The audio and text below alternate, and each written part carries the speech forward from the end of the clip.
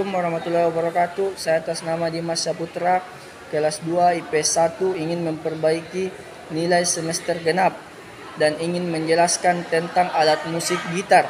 Gitar adalah sebuah alat musik yang berdakwai yang dimainkan dengan secara dipetik, umumnya menggunakan jari maupun plektrum. Gitar terbentuk atas sebuah bagian tubuh pokok dengan bagian leher yang padat sebagai tempat senar yang umumnya berjumlah 6. Ditempatkan gitar secara tradisional dibentuk dari berbagai jenis kayu dengan senar